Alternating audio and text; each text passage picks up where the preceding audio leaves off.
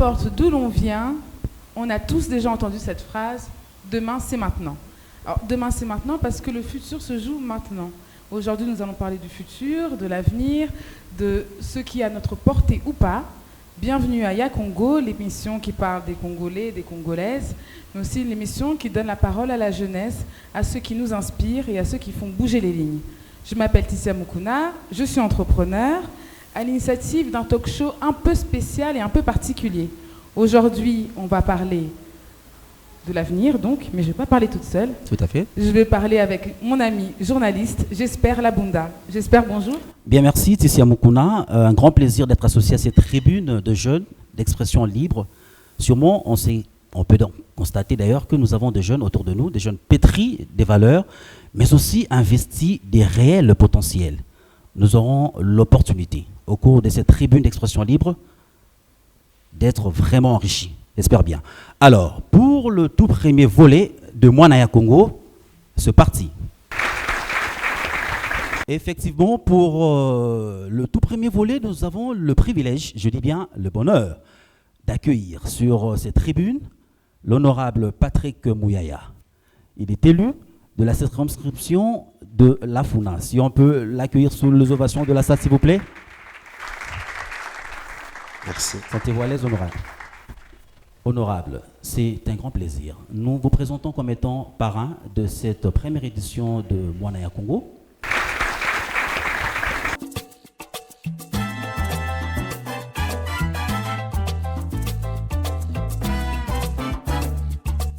La quinoise café, 100% quinoa, facile à préparer avec ses arômes riches et naturels.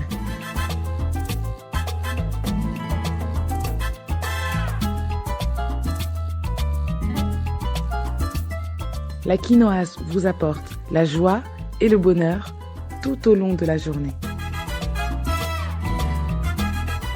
La quinoise, le meilleur café congolais, 100% bio. Et j'aimerais commencer avec M. Serge Tiani. Serge, la question d'aujourd'hui, c'est est-ce que les défis de demain sont à notre portée? Alors, avant de répondre à cette question, est-ce que c'est le devoir de la jeunesse de porter ces défis? Est-ce que ce n'est pas une trop grande responsabilité à donner auprès de la jeunesse? Alors, c'est une très bonne question. Moi, je pense que justement, quand j'ai été invité et que j'ai vu le sujet, j'ai aimé le fait que ce soit une question. Avant de répondre à cette question, moi, je plutôt établis trois fondamentaux. J'ai fixé trois fondamentaux. Le premier fondamental, pour moi, c'est la question de l'identité congolaise. C'est quoi être congolais aujourd'hui? J'ai comme l'impression que nous, les jeunes, si on demande c'est quoi être congolais aujourd'hui, est-ce qu'on est en mesure de dire c'est quoi être congolais aujourd'hui? Est-ce que être congolais, c'est posséder un passeport congolais, une carte d'identité congolaise? Bon, ça viendra. Et une carte d'électeur congolaise. C'est quoi être congolais aujourd'hui? J'ai comme l'impression que beaucoup de jeunes ne savent pas trop répondre à cette question. Je vais dire pourquoi. Parce que, à mon avis, être congolais, c'est connaître son histoire. Ah. Effectivement. Il faut connaître son histoire pour dire qu'on est congolais. Mais qui connaissent vraiment, réellement leur histoire? Et lorsqu'on ne sait pas qui on est, on ne peut pas atteindre les développements. Parce que le développement, c'est un processus, c'est une marche. C'est partir d'un point A à un point B. Mais tu ne vas pas au point B lorsque tu ne sais pas ce que c'est le point A. On est des jeunes aujourd'hui déportés dans notre propre pays. Malheureusement, on est acculturés. Je n'ai pas honte de le dire.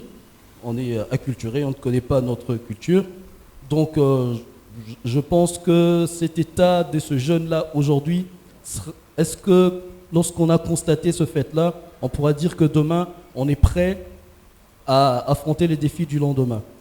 Le deuxième fondamental que j'aimerais poser, c'est l'engagement politique. Il y a des gens qui ne seront pas d'accord avec moi sur ce point, mais je veux le dire quand même. Moi, je pense que les jeunes doivent s'engager en politique. C'est très important, je vais m'expliquer.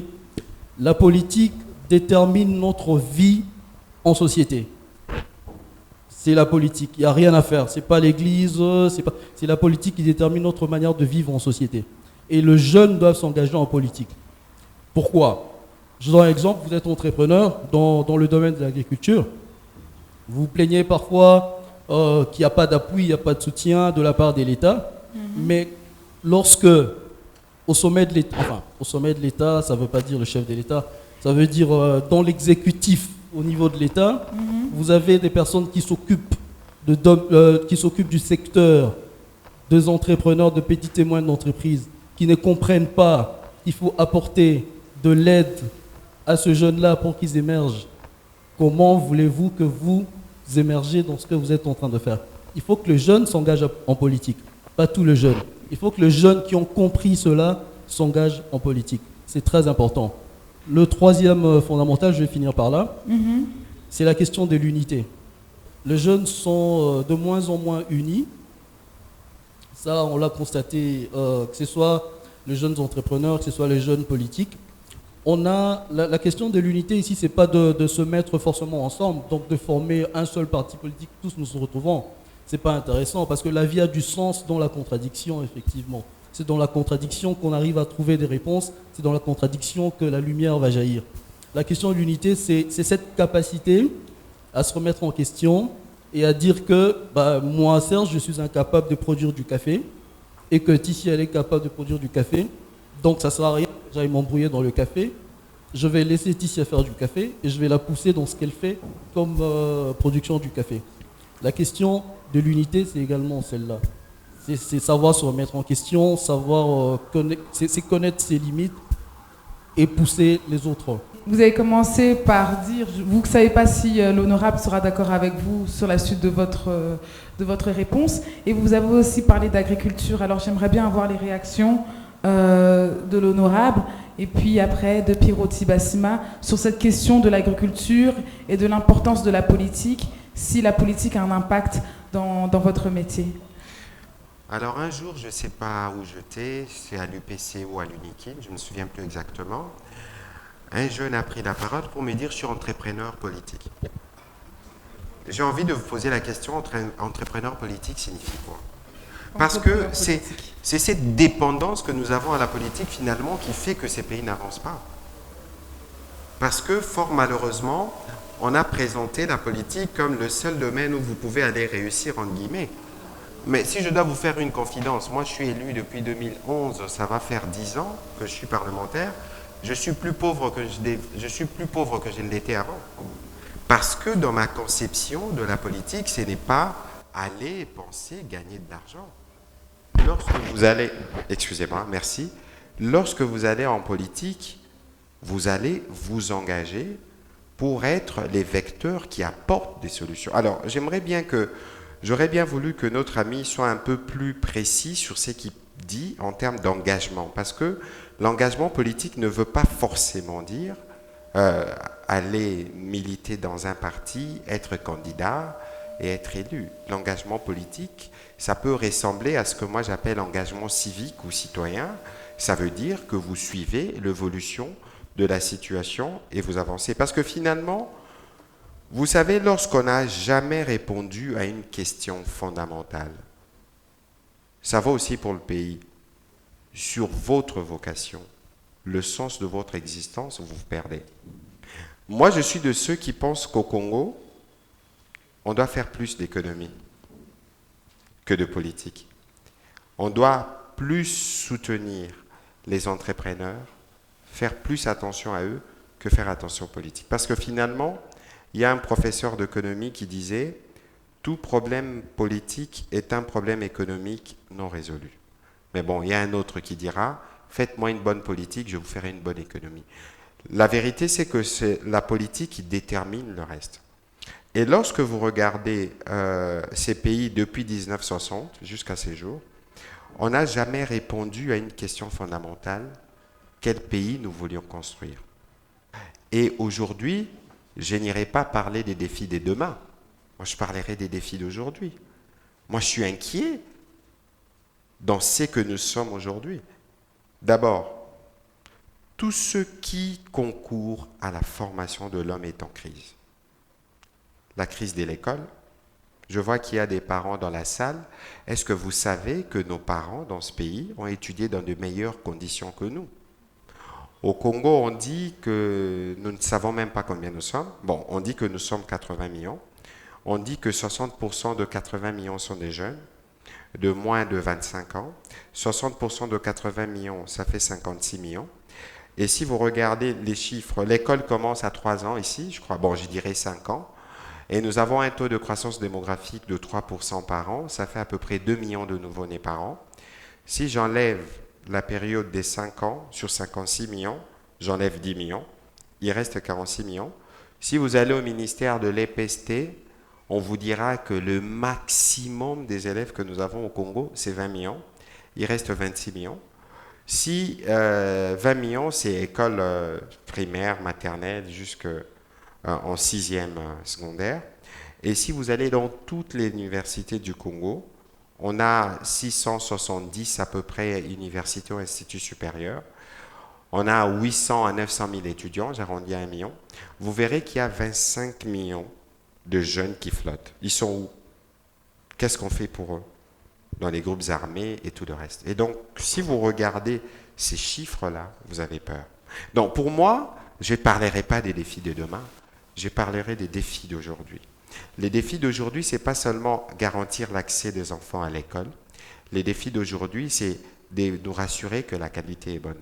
Les défis d'aujourd'hui, c'est justement de voir comment, pour des métiers comme l'agriculture, qui peuvent employer des milliers de personnes en même temps et qui ne requièrent pas de grandes formations universitaires, on voit comment on fait. Les défis d'aujourd'hui, c'est de voir les mines de temps modernes, les nouvelles technologies. Parce que nous avons Jean-Louis ici, il en parlera sûrement, parce que les solutions, les numériques aujourd'hui nous permettent d'avoir des solutions rapidement. Alors, les tableaux, je les fais non pas pour nous faire peur, mais pour nous donner l'ampleur de nos défis. Parce que lorsque les gens veulent s'engager justement en politique, lorsque les gens pensent qu'ils doivent venir faire des choix en politique, ils doivent avoir la modestie. Ce ne serait même pas la modestie, mais ils doivent avoir l'élément minimum, c'est de connaître le pays. Et ces pays, on ne le connaît pas. Et nos politiciens ne connaissent pas ce pays. Et les débats politiques ne tournent qu'autour des individus. Et finalement, je terminerai par là. En termes de réponse, moi je dis qu'il faut nous briser pour nous reconstruire. Parce que les schémas dans lesquels nous sommes ne nous aidera jamais à développer ce pays. Il faut prendre conscience de ce que nous sommes. Il faut regarder quels moyens disposons-nous maintenant. Parce que même si les budgets des 5-6 milliards, là, on verse ça dans les secteurs de l'éducation, on ne règle pas le problème. Et il faut regarder quels sont les choix stratégiques qu'on peut faire à court terme pour être sûr qu'on commence progressivement à arrêter l'hémorragie. C'est cela le sens, à mon avis, qu'il faut donner à toute forme d'engagement politique des jeunes. C'est ça qui va déterminer votre modèle de choix pendant les élections. C'est ça qui va déterminer votre engagement dans un quelconque parti ou dans un quelconque mouvement.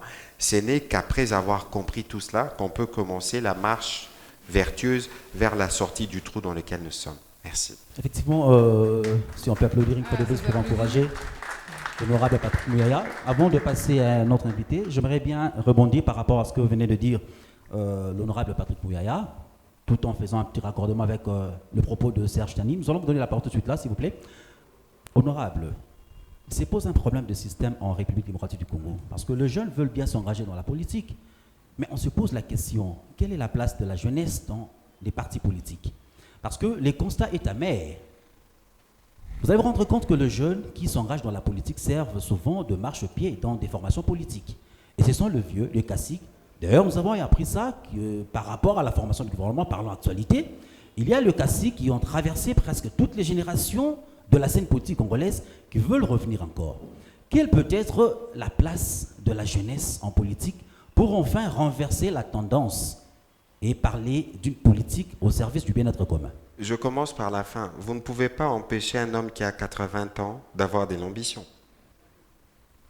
Vous ne pouvez pas. Et donc, il faut considérer au départ que la vie, c'est d'abord une compétition. D'abord, pour naître, c'est une compétition. L'école, dès les bas âges, même dans la famille entre frères, c'est une compétition. Moi, je suis contre la politique de quotas. Parce qu'on dit qu'il faut des quotas pour des jeunes, pour des femmes. On peut concéder, c'est des solutions provisoires. Mais n'attendez pas qu'on vous donne une place. Il faut la prendre. Vous êtes majoritaire. Aujourd'hui, si on fait toutes les statistiques, les jeunes, vous êtes majoritaire partout. Mais pourquoi vous n'êtes pas en mesure d'élire beaucoup de jeunes? Moi, j'étais les plus jeunes députés du plus vieux parti du pays. Mais comment je me suis fait de l'espace dans un tel environnement? C'est une question d'engagement et de sérieux. Bon, alors, il faut dissocier les jeunes qui viennent, parce que dans tout parti, il y a des vieux aussi, qui viennent pour faire la masse. Et pour votre cas précis, ce n'est pas un privilège? Je ne considère pas que cela soit un privilège, parce qu'une élection, elle est différente d'une nomination. Une élection, vous allez au contact de la population. Vous partagez des idées et les gens viennent, ils vous soutiennent, vous avancez. Le message aujourd'hui, il est tout simple pour les jeunes. Il ne faut pas attendre qu'on étale, qu'on vous fasse... Les parents nous aident déjà chez nous à la maison. Mais lorsque vous décidez de vous engager politiquement, vous voulez atteindre un résultat, il y a un prix à payer. Et il faut considérer que l'hostilité de certains aînés, ça fait partie du coma, ça fait partie du processus de maturation. Vous ne pouvez pas penser que vous arrivez, vous trouvez un lit tout fait, on dit, bon, ça c'est pour Tissia Mukuna, vous serez ministre des PME, sans en avoir payé le prix, sans avoir payé les prix de l'engagement et tout le reste. Et c'est dangereux de croire que le gouvernement, il y aura 50 membres, même si on mettait 100 membres. Ce n'est pas tout le monde qui va s'y retrouver. Et donc ici, il faut toujours avoir le sens de la projection de ce qui est d'abord essentiel. Je vais terminer en disant, vous savez, la politique, si vous voulez la faire différemment, je suis désolé, il faut commencer par être utile à la société quelque part. Vous êtes docteur, vous êtes entrepreneur, vous êtes journaliste comme c'était pour mon cas. Vous pouvez vous suffire de par votre métier et la politique vient en bonus. Si vous, dans votre tête, dans votre mental, ngana kekuna pona comme PDG, non comme ministre, en ce moment, vous serez chez les marabouts, vous dormirez dans le fleuve, dans le cimetière, dans l'espoir que Sama Lukonde et le président Tshisekedi se souviennent de votre nom. Et si votre nom n'arrive pas, vous allez jeûner. Heureusement que Dieu est toujours là pour nous soutenir. Merci. Je voulais juste rapidement dire quelque chose. On comprend par le constat que l'honorable a fait, le drapeau qu'il a peint qui était tout noir, on comprend que les solutions à tous ces problèmes qu'il a notés sur ce tableau-là se trouvent en politique, malheureusement. C'est ça le sens de mon propos. C'est-à-dire qu'on ne va pas demander à un entrepreneur de répondre au problème de la gratuité. C'est à l'homme politique de trouver des moyens pour reprendre le problème de la gratuité. Mais seulement, je suis d'accord avec vous, effectivement, l'engagement politique, lorsqu'on s'engage en politique, on doit avoir un credo. C'est servir et non c'est servir. C'est ça le problème. C'est-à-dire qu'il ne faut pas penser que le jeune, lorsqu'il décide de s'engager en politique, c'est pour se faire de l'argent. Je suis désolée, que vous le voulez ou pas. Aujourd'hui, on retrouve les jeunes dans la politique parce qu'ils veulent être positionnés. C'est ça le problème. On va en politique parce qu'on espère. Aujourd'hui, j'en parlais avec Allegra il y a 3 jours, c'est que les partis politiques se présentent comme des agences intérim. Donc, on est là pour recruter des jeunes. Après, on va les placer ou non, mais on vous utilise pour les sales boulots. Ça veut dire que vous êtes jeune, vous serez derrière un vieux qui a des ambitions ou qui a déjà travaillé, mais après ces ambitions, vous serez en train de défendre même ces bêtises. Mais vous allez accepter d'être jeune et faire ça? Heureusement pour moi que je ne suis pas en politique. C'est d'ailleurs pourquoi je ne suis pas encore en politique, parce que je pense que... Ah, c'est une ambition. Encore, ça c'est bien dit. Encore, parce que justement, il faudrait qu'il y ait des lignes qui bougent. Ah ben voilà. Voilà, donc il faudrait que nous, les jeunes, on prenne conscience de notre position dans les partis politiques. Moi, à votre place, je suis appelée pour faire un dialelo sur M. Mouyaya, tout beau qu'il est. Je ne le ferai pas. Merci. Parce que, oui, c'est un compliment en même temps, parce que je pense que j'ai des valeurs que je défends. Donc s'il tombe dans une erreur, je ne serai pas là en train de l'acclamer parce qu'il est beau ou parce qu'il est plus âgé ou parce qu'il est venu avant moi. Vous n'allez pas me dire que vous ne connaissez pas de jeunes qui font ce que vous dites? Oui, mais justement... Il y en a quand même de jeunes qui ne font pas de dialelo et tout ça. Oui, mais justement, pensez qu'il y a un espoir, puisque vous connaissez ces jeunes qui ne font pas de dialelo et tout ça. Il faudrait que ça change. Je ne viendrai pas dans des partis politiques pour que je fasse les lèche-bottes de quelqu'un ou de qui que ce soit. Alors, est-ce que tout est politique? Vanessa avait dit non. Et puis surtout, j'aimerais me tourner vers Pierrot. L'agriculture, est-ce que ce n'est pas aussi une solution au défi qu'on doit porter demain? Sachant qu'on a 60% de chômeurs, l'agriculture, est-ce que c'est déjà une réponse? Ou alors, est-ce que tout est politique, effectivement? Alors, je vais commencer par faire un petit commentaire autour de comment je me suis lancé dans l'agriculture. En fait, avant, j'étais banquier et après, j'ai démissionné pour un projet de master qui n'a pas marché. En fait, je me suis retrouvé dans la période de transition où je devais me décider qu'est-ce que j'allais faire. Et un jour, ça va vous faire rire, j'ai marché, je devais acheter une mangue dans un supermarché en ville. Malheureusement, je suis tombé sur une mangue de $20. Une mangue de $20. Une mangue de $20.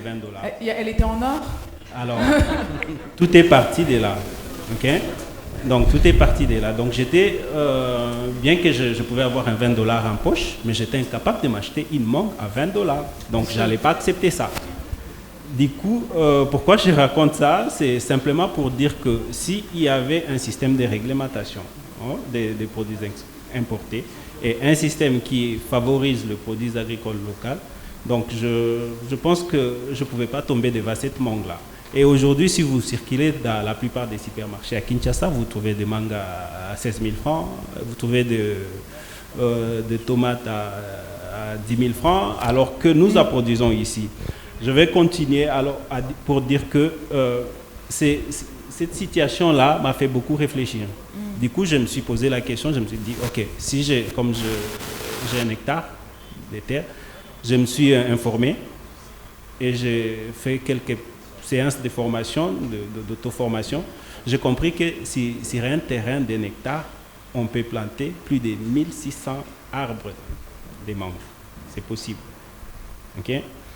Alors, si simplement un arbre, un manguier pouvait vous donner 100 mangues et vous les vendez à 200 francs la mangue, vous avez 220 000 francs, 200 000 francs par arbre. Par arbre. Alors, multipliez ça par la possibilité d'avoir autant d'arbres dans un terrain. Alors, c'est ce qui m'a motivé et m'a poussé. En fait, je m'étais retrouvé devant un problème. Vu la situation la situation de transition que j'étais malheureusement en train de traverser, ça m'a plutôt poussé à proposer une solution. Une solution d'abord pour moi, et après, cette solution sera une solution aussi pour les autres. C'est pour dire qu'il n'y a pas seulement la politique qui influe, mais il y a aussi ce que nous amenons pour que cette politique, qu'elle soit bonne ou pas, déjà notre politique en RDC, je ne sais pas pourquoi on n'a pas eu cette chance-là, elle n'est pas bonne. Voilà, donc j'ai beaucoup... du coup, avant d'arriver ici, moi j'ai plutôt réfléchi, j'étais en train de discuter avec un collègue. J'ai beaucoup réfléchi autour de ce que l'honorable a dit, c'est-à-dire les défis. On doit plutôt réfléchir si les défis d'aujourd'hui à notre portée. Est-ce que la qualité de l'homme congolais, la qualité de la jeunesse congolaise est capable de répondre à tous ces défis dont on fait face? Est-ce que notre système d'éducation, notre système de santé, notre agriculture est capable, est construite sur un système qui va permettre à ce que les jeunes soient capables de proposer des solutions? Est-ce que nous-mêmes, moi j'ai accepté que je parle beaucoup plus de moi parce que j'ai travaillé trop sur moi-même avant de voir les autres. Je me suis dit, je me fais un système en fait que j'appelle mon système d'autodéveloppement. Et j'appelle ça triangle de développement. C'est basé sur trois valeurs en fait. Il y a l'éthique, il y a la passion et il y a le travail. Et je pense que ce sont les éléments sur quoi nous devons construire notre jeunesse. On s'appelle jeune, oui, mais on doit avoir ces trois éléments comme éléments de base afin de faire face à tout ce qui vient devant nous. Et je pense que si on a ces trois éléments-là, on est capable aujourd'hui de bousculer, comme l'honorable a dit, bousculer ces vieux et nous aussi nous faire une place. Et pas seulement dans la politique, moi je me vois plutôt de proposer aux jeunes d'occuper tout le poste, tous les secteurs de la vie, et en priorité la santé, l'éducation et principalement l'agriculture. Merci. Ça s'applaudit. J'aimerais rebondir sur éthique, passion, travail. Est-ce que c'est un domaine que l'éducation aussi a? Et là, je me retourne plutôt vers Jean-Louis. éthique, passion et travail sont les critères principaux que nous, en tant qu'académie de formation, utilisons pour pouvoir sourcer les personnes que l'on va former. Parce que c'est grâce à ces 3 éléments qu'on arrive à aller sur la distance. Maintenant, par rapport à cette question centrale de savoir si les défis de demain sont à notre portée, moi, je commencerai, déjà je dirais oui. Pourquoi? Parce que la RDC a ce capital humain, cette jeunesse qui est capable de pouvoir transporter la RDC vers la vision qu'on a toujours imaginée d'un Congo prospère.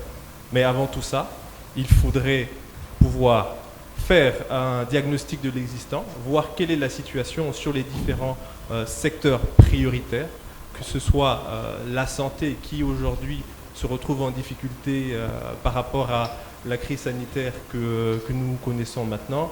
Et déjà, tout cela se passe dans un système sanitaire qui était déjà très en sous-effectif. Par exemple, l'OMS recommande qu'il y ait environ 13 médecins pour 10 000 habitants dans un pays. Et en RDC, on en est à 2. Deux médecins pour 10 000 habitants. Deux médecins pour 10 000 habitants. Et cela comparé au top, qui est Cuba, où on est à 59, la Belgique, où on est à 46. Donc tout ça, on voit dans le secteur de la santé qu'il y a un besoin de pouvoir avoir un capital humain. Après, quand on regarde le secteur de l'éducation lui-même, qui, en termes d'infrastructure, n'a pas évolué depuis que ceux qui ont construit le Congo en tant que nation nous ont laissé, qui n'a pas évolué. On se retrouve avec des infrastructures éducatives qui connaissent une pression énorme. Aujourd'hui, la plupart des universités ont un effectif de 10 fois supérieur au planning qui avait été fait pour accueillir le nombre d'étudiants. On a aussi un grand manque d'enseignants compétents, où aujourd'hui, les dernières statistiques que j'ai lues, datées de 2015, qui montraient qu'il y avait environ 172 étudiants pour un seul prof, alors que les standards internationaux se basent sur 10 étudiants par enseignant. Et dans tout ça, en fait, il y a un thème qui ressort, c'est le capital humain. On a besoin de pouvoir former un capital humain compétent pour pouvoir mettre le système de santé à niveau. On a besoin de pouvoir former un capital humain compétent pour pouvoir mettre le système éducatif à niveau. On a besoin de capital humain d'un capital humain engagé, conscient, avec une éthique dans la politique, dans l'agriculture aussi. On a toutes ces personnes-là qui, peut-être aujourd'hui, on en est à 10% de la population qui fait l'université. Maintenant, le reste de la population, qu'est-ce qu'on fait avec ce capital humain? Alors là, peut-être on a la réponse avec l'agriculture, où on n'a pas besoin de pouvoir avoir fait de longues études pour être un bon agriculteur. Donc, dans tout ça, on doit faire ce diagnostic de l'existant, voir où on est, et ensuite se projeter sur une durée.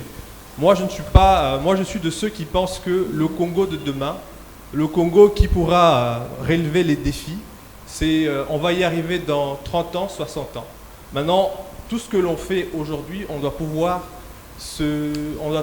poser tous les actes avec cette vision-là, de se dire ce que l'on va mettre en place aujourd'hui, que ce soit en termes d'éducation, en termes de santé, en termes d'agriculture, quelle sera la conséquence pour les générations futures. Donc pensez toujours aux générations futures. Malheureusement, on est dans une société où Monsieur Lambda ne sait pas déjà ce qu'il va faire demain, donc ça devient difficile. Le politicien ne pense qu'à la fin de son mandat, et le jeune ne pense qu'à ses poches. Voilà. C'est...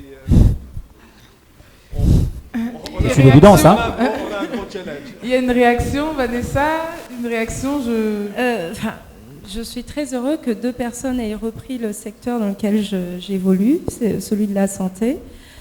Et j'ai bien aimé la phrase de M. Jean-Louis qui disait que tout tourne autour du capital humain. Aujourd'hui, le développement du Congo ne passera pas sans l'humain, sans ce que nous sommes.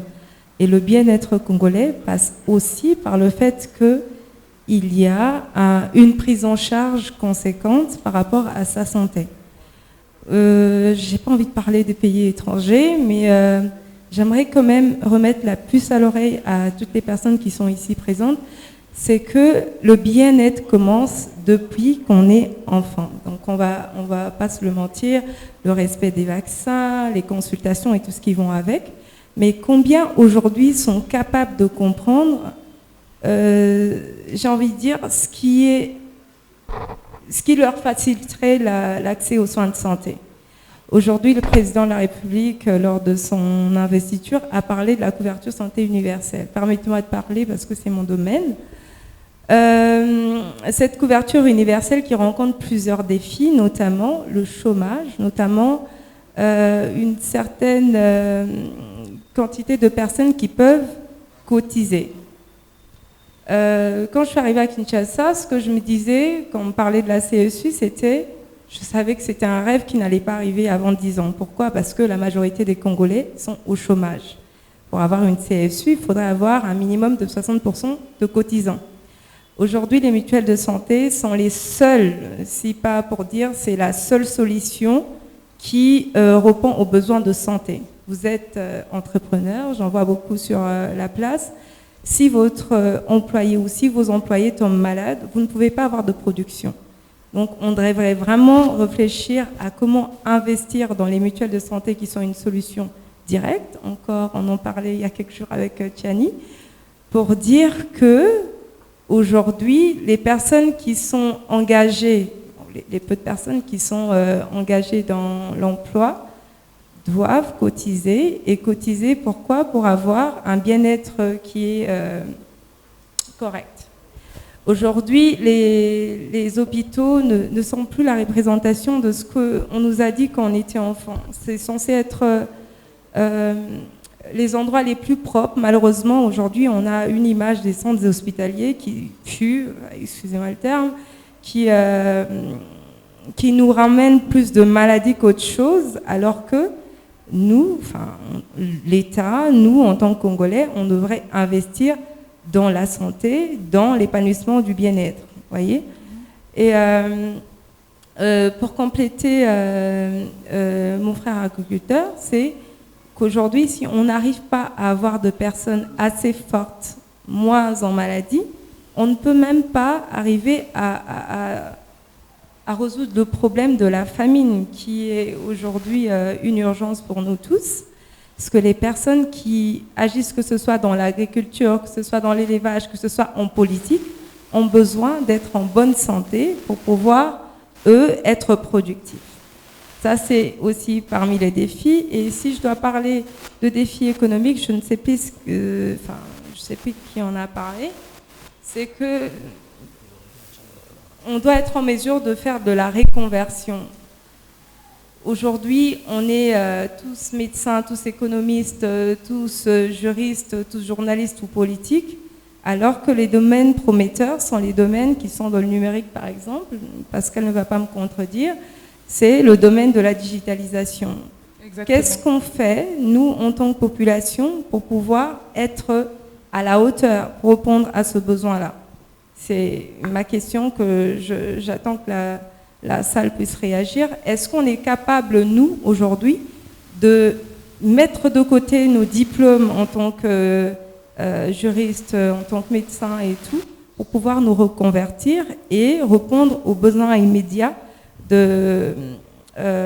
comment je veux dire, le besoin immédiat de ce qui nous est présenté, celui de la numérisation ou de l'agriculture ou de la digitalisation. En fait, merci beaucoup. Ce sera peut-être la dernière question à poser à Serge Tiani, mais j'aimerais bien aussi que nos invités puissent aussi répondre pour essayer un peu d'éclairer la lanterne de nos invités ici. Serge Tiani, vous avez tous compris que ce n'est pas seulement qu'en politique qu'on peut s'engager et puis réussir sa vie, n'est-ce pas? Oui. Est-ce que nous avons la possibilité? Comment, c'est ça la question, comment former des leaders dont nous aurons besoin demain? Moi, je suis très content d'une chose et je suis confiant que la salle a compris cela. c'est que tout ce qui a été relevé par les amis ici trouve malheureusement la réponse en politique. C'est-à-dire que mon ami a parlé de la mangue qui coûtait $20. Mais en politique, est-ce que c'est pas, c'est peut-être, Permettez-moi ce n'est peut-être pas une question Oui, d'homme. justement, c'est Oui. pour ça que je dis que les jeunes qui sont conscients, par exemple, mon ami a parlé de la mangue qui coûtait $20 et il a dit quelque chose. Il a dit si on avait peut-être une réglementation. Vous voyez, c'est l'homme politique qui va réglementer. C'est l'honorable Mouyaye au Parlement qui va faire un lobbying pour que ses collègues puissent voter de lois qui vont réglementer tout ça. C'est l'homme politique qui va le faire. Donc il Voilà y a une pourquoi. crise politique, c'est pour ça qu'on n'est Exactement. pas prêt à Jean-Louis a dit la même chose. Jean-Louis a relevé aussi deux choses ici. Le déficit de l'éducation qui n'est plus ce que c'était à l'époque. Mais tout ça, c'est l'homme politique qui doit apporter des réponses à cela. Nous, on est le peuple. On fait un diagnostic et on constate qu'il n'y a pas de système de santé. On en parlait justement avec Kaliza encore il y a 2 jours. Il n'y a pas de système de santé. Mais la CSU, c'est qui? C'est l'État. Et l'État, c'est qui? C'est l'homme politique qui est conscient qu'on a besoin d'une CSU pour augmenter l'espérance de vie de notre population. Tout à fait. Et l'homme conscient, c'est qui? C'est Kaliza, par exemple, qui va se rendre compte que ceux qui sont là n'arrivent pas à comprendre cela. Et qu'est-ce que je fais? Je m'engage. Mais je m'engage pour, une fois arrivé là-bas, mettre en place la CSU qui va profiter à tout le monde. Absolument. C'est ça le Patrick sens de Mouyaya. l'engagement politique dont je parle. Patrick Mouyaya, apparemment c'est dans le secteur politique, dans le domaine politique où on l'en remarque, bien entendu, où il y a des gens qui ne font qu'alimenter une certaine recrudescence de l'irrationalité. On parle de la lutte contre l'impunité, mais force est de constater que le temps de la fin des jouisseurs n'est pas encore arrivé. À quand ce temps, Patrick Mouyaya? La vérité, c'est que nous faisons un débat de pauvreté. Parce que finalement, même ces politiciens-là, lorsque vous le regardez, ils ne sont pas aussi riches que vous ne le pensez qu'ils sont. C'est parce que nous tous, on est pauvres qu'on pense que eux, parce qu'ils roulent en Jeep, ils sont subitement devenus riches. Ici, peut-être que je veux mieux préciser l'idée de notre ami Serge. Les politiques ont la responsabilité de construire la colonne vertébrale.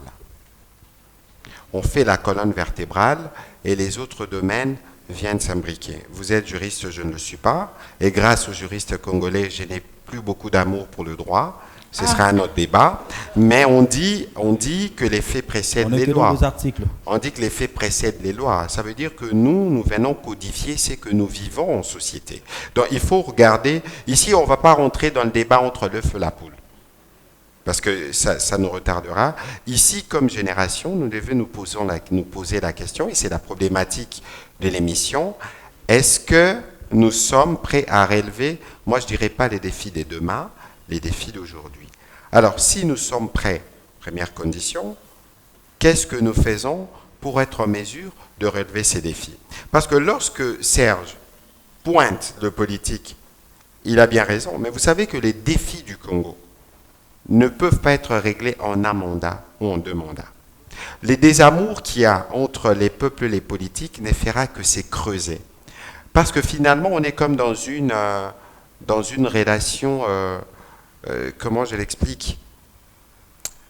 Le terme viendra, mais on est dans une relation où quand vous faites campagne, les gens attendent de vous ce que vous ne pouvez pas faire. Et parce que vous ne ferez pas au bout de 5 ans ce qu'ils ont attendu de vous, vous perdez. Au Congo, moi je pense qu'on a beaucoup des lois, même si on n'en a pas encore assez. Le problème, ce n'est pas d'en avoir. Le problème, c'est d'être en mesure de les appliquer. On ne les a pas. Et donc, lorsque vous parlez de corruption, de ceci et de cela, ça veut dire que c'est les systèmes. Est-ce que nous avons construit, nous, un système? Quelqu'un a parlé d'éthique ici. C'est quoi la conception du pouvoir pour l'homme politique? Parce que le problème ici, regardez, l'homme politique qui arrive au pouvoir après la révolution du 17 mai, quel est le comportement qu'il reproduit par rapport au système Mobutu qu'il a combattu?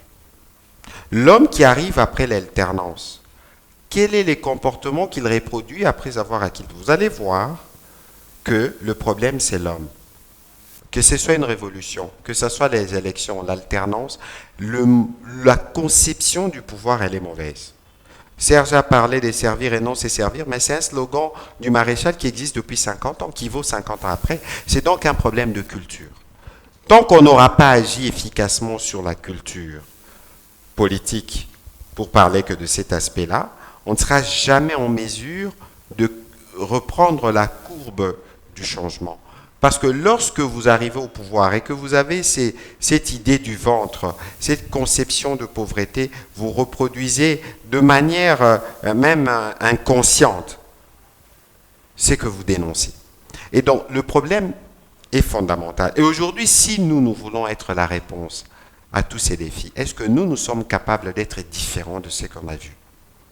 Parce que c'est trop facile. Aujourd'hui, j'ai débat avec Serge, très bien. Mais quand on débat sur Twitter, je dis viens discuter en face avec moi. Il veut pas, il a peur. Ou peut-être qu'il a. On rentrera pas dans le débat. Parce que justement.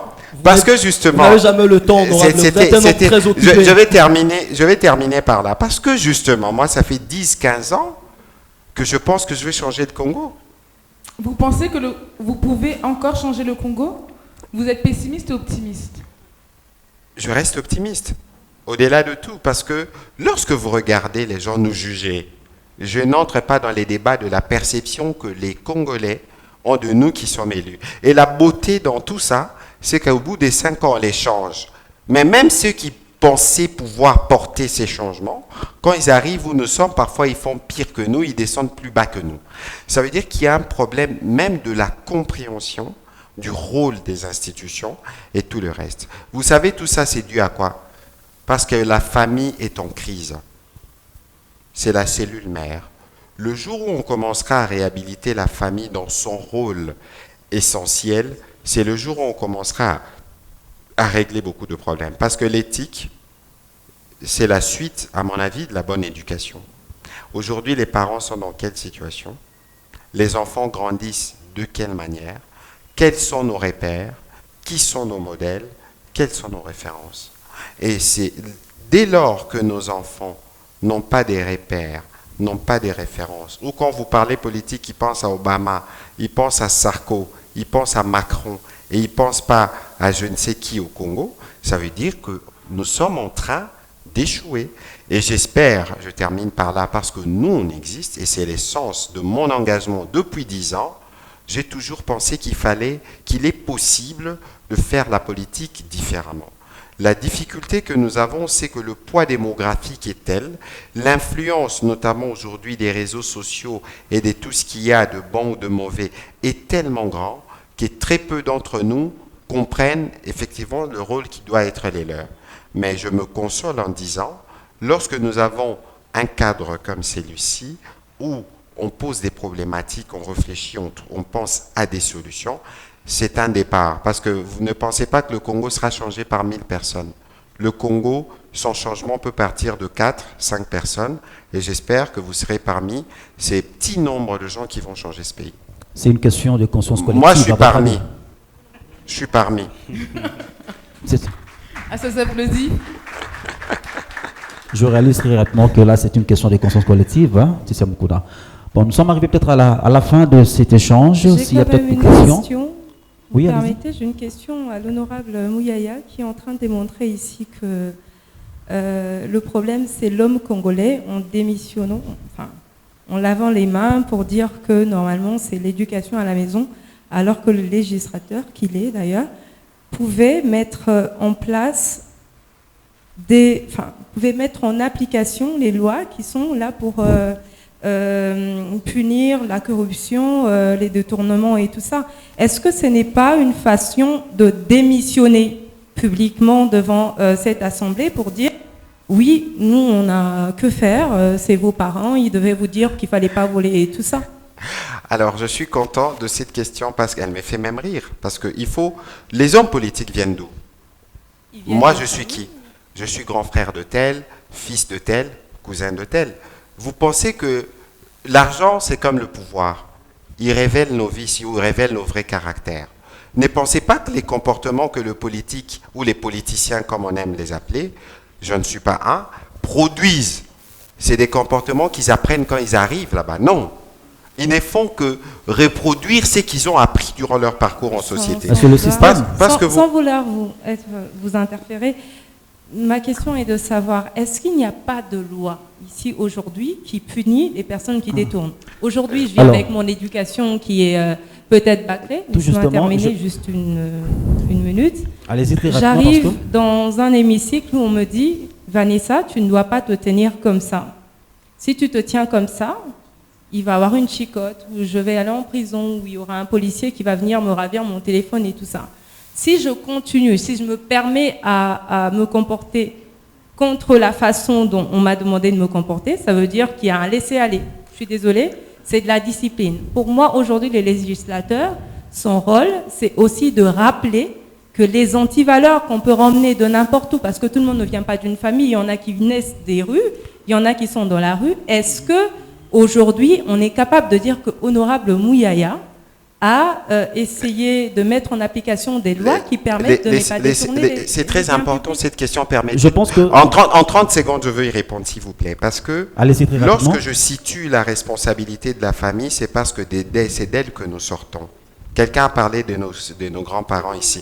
J'en arrive. Premièrement, même quand vous grandissez dans la rue, la société est organisée pour vous prendre en charge. Nous allons à l'église, nous allons à l'école, parce que le 3 éléments qui forment l'homme, c'est la famille, c'est l'école, c'est l'église. Dans un pays, permettez que je vous réponde, Madame Kadiza, permettez que je vous réponde, parce que même ces Cheguela, il y a des gens qui s'en occupent, qui veulent leur donner l'opportunité. Laissez-moi terminer, s'il vous plaît. Vous ne me complétez pas. Non, laissez-moi terminer parce qu'il y a un élément important que Madame a dit Honorable. Bon, c'est pas la police des débats. Ici, c'est la représentation nationale, n'est-ce pas? Je pense que dans le public, il y a peut-être aussi des gens qui ont des questions à poser à nos invités. Et très rapidement, nous allons peut-être lancer le débat dans le public. Avant, est-ce que je peux faire un petit commentaire? Je dois revenir parce qu'il y a des choses que Madame a dites qui sont, à mon avis, extrêmement graves, parce que je ne suis pas, moi, en train de défendre l'impunité. Nous faisons un débat de société où nous situons la responsabilité, parce que justement, on aime trop attendre des politiciens qui ne sont pas des gens qui sortent d'un monde qui n'est pas les nôtres. Mais parce que ce sont les décideurs. Lorsque vous parlez des législateurs, la société est organisée de sorte qu'il y a des faits qui se produisent, les législateurs le codifient, et les législateurs, il y a un gouvernement, il y a une administration qui se charge justement de l'application ou de faire respecter ces lois. Ce n'est pas du devoir du député de faire respecter une loi, c'est du devoir du député de codifier. J'en arrive, c'est du devoir du député. Permettez que je vous réponde, s'il vous plaît. C'est du devoir du député de faire le contrôle lorsque les choses ne se font pas bien. Je vais terminer en disant, parce que finalement, il faut que d'autres réagissent. Est-ce qu'on est capable de combattre la corruption ici? Regardez le roulage. Il vous arrête, vous donnez 5 000 francs, vous passez. C'est la corruption ou pas? Pour combattre la corruption, Madame Vanessa, nous devons être en mesure de la financer. Je pense qu'il y a des économistes dans la salle, tout a un coût. Tout à l'heure, j'ai dit au début de mon propos qu'on devait faire beaucoup d'économies. Parce que la sécurité, c'est d'abord l'argent. Parce que l'éducation, c'est de l'argent. Parce que la lutte contre la corruption, c'est de l'argent. Vous avez des juges qui sont mal payés. Vous avez des avocats qui vous appelez pour un dossier et vous dites aux gens à combien pour juge Joanne Alière à 1000. Mais comment pensez-vous justement, à qui la faute? Alors non, que vous, justement, dans l'hémicycle, vous défendez votre salaire et vous ne défendez pas les salaires. Ne faisons pas un débat à ce niveau-là. Nous situons, s'il vous plaît. On peut parler de tout ça parce que vous êtes là et vous représentez. Honorable Vanessa, alors, l'Assemblée nationale, je suis désolée. On va bientôt terminer. Je peux faire un petit commentaire, s'il vous plaît. S'il vous plaît, donnez-nous quand même ces privilèges-là d'organiser le débat. Il a le temps de parler de son salaire, je pense qu'il a le temps de parler du salaire du policier, de l'enseignant et de tout ce qui va avec. Alors, je réalise très rapidement que dans le public, il y a aussi des gens qui veulent bien poser des questions pour être éclairés par nos invités. Alors, nous n'allons prendre que 3 questions, parce que c'est la course contre la montre, juste 3 questions, et puis nous allons passer à notre deuxième volet. Alors, rapidement. Moi, c'est Emmanuel. Voilà, c'est comme ça que je me prénomme. Mais ça fait presque 1 mois qu'il y a des gens dans cette ville qui puisent de l'eau jusqu'à des caniveaux et vous n'avez aucune réaction. C'est comme si on vivait dans une ville normale. Il y a des gens qui n'ont pas d'eau. Nous ne sommes pas prêts. Nous ne sommes pas prêts pour les défis et ça, c'est dans nos têtes. Il faut qu'à un moment donné, nous essayons de nous réveiller. Je ne sais pas à quel niveau il faut toucher. Votre question très rapidement. Oui, j'y vais, s'il vous plaît, juste 1 minute et puis je m'arrête. Alors, ma question, elle va aller directement à l'honorable Patrick Mouyaya. 10 ans à l'hémicycle. 11 années. est-ce que finalement vous n'êtes pas fatigué? Fatigué, pas dans le sens que vous y avez été trop longtemps, mais je vous connais un peu parce que je vous suis, je connais vos idées, mais quand je dis fatigué, est-ce que vous n'êtes pas fatigué du fait que rien n'est changé? Est-ce qu'il ne faut pas essayer autre chose? La question qui me pose est une question intéressante. Je commence par parler de l'eau. Moi, j'ai grandi à Kinshasa. Quand moi, je grandissais, il n'y avait pas de parcelles demi-demi. Vous connaissez les parcelles demi-demi? Aujourd'hui, non, Kinshasa, au départ, était une ville conçue pour 400 000 habitants. Aujourd'hui, on est au moins 10 à 12 millions, je ne sais pas vous dire. Les problèmes d'eau, c'est un problème structurel. Ce n'est pas un problème. Aujourd'hui, la régie des eaux ne produit pas suffisamment d'eau pour les Quinois. Les usines qui sont là ne produisent de l'eau que pour 1 ou 2 millions de personnes, et pas pour 12 millions de personnes. L'électricité, la même chose. Regardez, moi j'ai 38 ans cette année, ça fait 38 ans que ce pays devient pauvre. Ça fait 38 ans que la démographie ne cesse de croître. J'ai dit tout à l'heure que nous faisons des millions de bébés par an, minimum. Mais quelles sont les structures que nous faisons pour accompagner? Bon, tant que je l'ai dit aussi ici, que si vous voulez juger les politiques sur la durée d'un mandat par rapport à notre niveau de pauvreté, ils seront toujours dans les négatifs. Parce que ces pays ont des problèmes structurels où on a passé des décennies de non-investissement. Ne nous voilons pas la face, nous récoltons ce que nous avons sémé. Et donc aujourd'hui, 10 ans, mais regardez la situation dans laquelle nous sommes aujourd'hui. Nous avons concouru, nous, à amener le Premier ministre Sama au pouvoir par la dynamique que nous avons portée dans le cadre du G13. Quand nous avions commencé, les gens se moquaient de nous. Vous allez faire passer ces réformes par quelle majorité? Regardez ce qui s'est passé. J'espère que vous vous êtes rendu compte qu'il y a eu une révolution qui s'est passée dans ce pays. Honorable, si je peux reprendre un peu la question du public, les gens sont prêts à être passionnés Par les individus.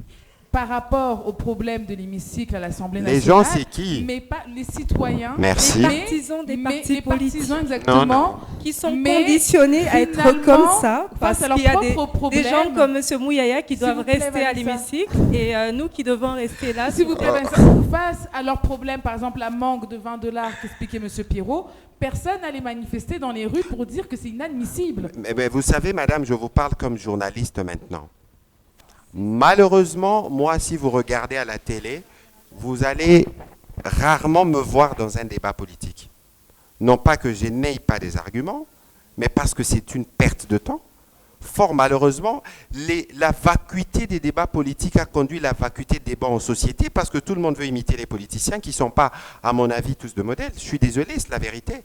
Les politiciens débattent de quoi? Tout le monde ne peut pas faire de la politique? Non. Les politiciens débattent de quoi? On débat des positionnements. Ah, il fallait Katumbi à la place de Sama, il fallait Bemba à la place de tel. Les politiciens débattent de quoi en termes de sujets de fond? Lorsque vous, les peuples, vous ne nous regardez pas sur notre capacité de vous parler du défi démographique, du défi agricole, du défi environnemental, mais quelle qualité vous voulez avoir? Nous sommes le reflet de ce que vous êtes. Et la société civile, lorsqu'elle vient, c'est politisée. Parce que à quoi ça sert des associations de consommateurs? Combien aller à la régie des eaux poser la question pour Kinshasa? Il n'y a pas plus de 1 million de souscripteurs. S'il vous plaît, nous allons prendre la deuxième question très rapidement parce que là nous courons derrière la montre. Bonjour à tous, je m'appelle Myriam. Je voulais rebondir sur une phrase que vous avez dit tout à l'heure, honorable. Vous disiez donc que de ce pays a plus besoin d'économie que de politique. Pourtant, M. Serge disait que la politique, tout le monde devrait avoir cet engagement, que tout passe par la politique.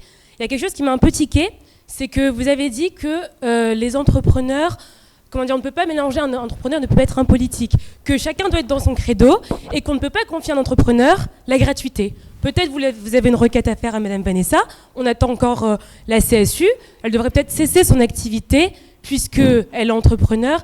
Je pense personnellement que nous, issus de la société civile, quand on voit que les législations n'avancent pas aussi vite qu'on le souhaiterait, nous devons aussi prendre position et agir pour la nation, puisque c'est notre identité qui est en jeu. Très bien. Très rapidement, s'il vous plaît. La question est posée à l'honorable Patrick Mouyaya, très rapidement. Ah oui, à Serge Tiani, oui, allez-y très rapidement. Je pense que je dois préciser mon propos, c'est très important. Ce que je veux dire, c'est quoi? C'est que lorsque l'homme politique va voir le peuple avec un projet de société, il va chercher un mandat. Lorsque le peuple lui confie le pouvoir, c'est pour que cet homme politique apporte de réponses par rapport aux problèmes du peuple. Le contrat social est organisé de sorte à ce que les réponses d'ordre structurel, comme a dit l'honorable Mouyaya, comme la CSU, ne soient pas données par la société civile. Je ne sais pas si on se comprend. La CSU, la réponse à la CSU ne peut pas être donnée par la société civile. La réponse à la gratuité de l'enseignement ne peut pas être donnée par la société civile. Ce sont des réponses que les politiques doivent apporter, parce que le contrat social est organisé comme ça. Mais non, je discutais également avec Madame Kaliza pour dire que c'est parce que l'État n'a pas réussi à donner une réponse par rapport à la société civile qu'on a ces systèmes de mutuelles de santé tenus par les entrepreneurs qui ont vu le jour et qui aident énormément. Moi, j'ai fait tous les 6 mois, je fais le tour de l'intérieur du pays. Je vois ce que les mutuelles de santé apportent en termes d'aide, et c'est réel. Et quand vous arrivez à ces endroits, vous vous rendez compte que l'État est inexistant. Merci. Cette réponse-là devait être apportée par l'État. Donc quand je dis que les entrepreneurs ne devaient pas apporter de réponse que l'État est censé apporter, c'est plutôt dans ce sens-là. Vous voyez notre obsession autour de politique et des politiciens, ça a même désorienté les débats. Ok. Oui. On a Ouais. ce qui était important, on n'a pas répondu. Peut-être trop de politique. C'est elle. Ouais. C'est elle. C'est son On est acharnement. tous Moi, d'accord. je m'attendais Oui, plutôt on est qu'on tous discute d'accord. autour de problèmes et qu'on apporte des S'il vous plaît. solutions. Vous voyez? S'il vous plaît, Oui. Pierrot. Oui, je m'attendais plutôt qu'on discute autour de problèmes et qu'on propose des solutions. Absolument. Mais malheureusement, comme ce qui détruit notre jeunesse, ce qui détruit notre communauté, S'il vous c'est plaît. cette obsession-là autour de la politique et Tout à des fait. politiciens. Et du coup, moi, je suis convaincu qu'un politicien ne va pas changer ce pays. Ah, c'est votre Il va avis. changer. Bravo. C'est votre avis. Parce que moi, je suis entrepreneur. C'est son avis. Pardon. On va Vraiment, conclure c'est sur- important. Nous allons chuter parce que je vais il a dit chuter. sûrement. On va, S'il vous plaît, on va Serge conclure Chani. sur ces mots. Je vais chuter, Ils sont Titia, très s'il vous plaît. intéressants. Je ne peux pas laisser ça. Il n'y a pas Mais que c'est la grave, politique. c'est comme notre frère a dit. Serge Chani, Elle n'a pas là applaudi. nous allons clôturer. Nous allons clôturer. Mais Sûrement, s'il vous plaît, s'il vous plaît, s'il vous plaît, s'il vous plaît, On aura- s'il vous plaît, Serge Chani. Aujourd'hui, le Vanessa, défi humain ne je dépend pense pas que- des politiques, ça dépend aussi de l'engagement d'un chacun d'entre nous. Je ne peux pas rester chez moi et espérer que demain je me réveille et qu'il y a des industries à travers la rue. Non, je dois m'impliquer en tant que citoyen, en tant que patriote pour pouvoir aujourd'hui apporter des solutions à ma société. C'est ce que moi je fais, c'est ce que lui il Monsieur fait, Pierrot, ce que Monsieur tout le Jean-Louis. monde fait. Aujourd'hui, on est dans l'heure du numérique, de la digitalisation et tout ce que vous voulez. Ce n'est pas la société, ce n'est pas l'État qui est tombé du ciel pour nous apporter ces solutions. Ce sont les jeunes entrepreneurs. Donc donnez-nous le temps de parler économie, parler entrepreneuriat, que de parler Vous politique. avez conduit vous-même votre débat. Oui, mais non, La parce que première le question débat était, a est-ce été que conduit par tout le leadership monsieur en est parlant de politique? leadership politique. Mais- et mais- on ne nous a pas laissé le temps de parler, je malheureusement. crois que madame, au lieu de parler de ce qui la concernait, a préféré attaquer le S'attaquer politique. à Parce que l'honorable je suis en Pierre. face Nous avons tous d'un compris, n'est-ce pas? législateur qui ne répond pas à mes questions quand je suis devant la télé. On va pouvoir chuter. Vanessa, c'est plus concentré. Comment relever les défis de demain? Vous avez parlé des médecins, vous avez parlé de l'école, vous avez parlé de vrais problèmes de société. Maintenant, comment on fait? Qu'est-ce qu'on fait? Est-ce que c'est à notre portée? Est-ce que les jeunes sont capables? En quelques secondes surtout. Oui, pour moi, les jeunes sont capables. Ces questions, à partir du moment où nous tous ici, on se retrouve ici, ça veut dire qu'on a réalisé quelque part qu'on n'était pas où on voulait être. On a cette conscience de pouvoir imaginer un monde, de poser des actions pour pouvoir y arriver. Ça ne doit pas être toute la population, bien sûr, qui doit le faire, mais si un groupe restreint de personnes ont imaginé quelque chose, ces personnes-là ont le pouvoir dans la société, que ce soit dans la société, dans l'entrepreneuriat, dans la politique, de pouvoir poser des actions qui vont laisser le monde meilleur que la façon dont ils l'ont trouvé. Pour moi, c'est à partir du moment où, en tant que Congolais, on réalise qu'il y a un problème, on a le pouvoir de pouvoir le changer. C'est tout. On ne doit pas attendre nécessairement le politique. De toute façon, le politique, il vient d'où? Le politique, il vient de la population. Merci. C'est aussi simple. Merci. Et Madame Tissia, Il faut je veux fort vraiment malheureusement- m'excuser, on ne fort peut pas malheureusement- terminer cette émission sur ce qui a été dit ici. Parce que fort malheureusement, le En modèle 5 de secondes, s'il te plaît. société que nous avons choisi veut que celui qui doit nous diriger soit revêtu d'un mandat populaire. Et c'est cela la politique.